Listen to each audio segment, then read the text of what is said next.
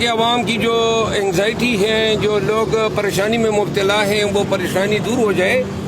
اگر سزا آج معطل بھی ہوتی ہے تو اتنا ہم رل گئے ہیں کہ خوشی کا کوئی احساس نہیں ہوگا۔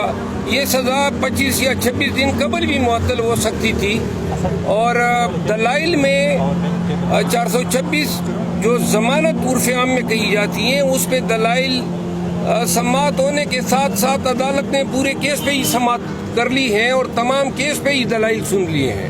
جی شیر افضل مروت صاحب، یہ بتائیں کہ آج اگر یہاں سے سزا معطل ہو جاتی ہے تو آپ کو کیا لگتا ہے کہ چیئرمین پی ٹی آئی کو کسی اور کیس میں آج ہی گرفتار کر لیا جائے گا؟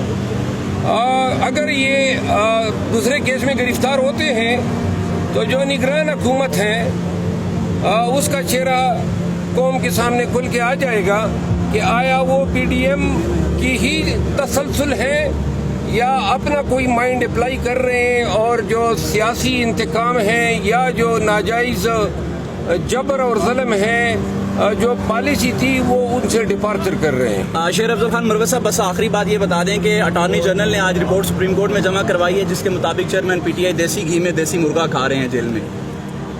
جی، یہ ابھی تک جو چیئرمین پی ٹی آئی کے حالات ہم تک پہنچے ہیں، حکومتی ادارے اور حکومتی نمائندگان مسلسل غلط بیانی کر رہے ہیں۔ اگر اتنی ہمدردی ہوتی تو یہ ان کی بہنوں کو ان سے ملاتے، اگر اتنی ہمدردی ہوتی تو میں آج تک ان سے ملا ہوتا، اگر اتنی ہمدردی ہوتی تو خان کی لیگل ٹیم ان سے ملی ہوتی، ان کا معالج ان کے پاس جا چکا ہوتا۔ انہوں نے ملاقات تک ہمیں ڈینائی کی، ابھی تک ان کو اڈیالہ جیل نہیں لائے جو قانونی ریکوائرمنٹ تھی۔ 3 ایئر سمپل امپریزن میں قانون یہ کہتا ہے کہ اس کو اسی جیل میں رکھا جائے گا جس کے لیے وارنٹ جاری ہوا ہے۔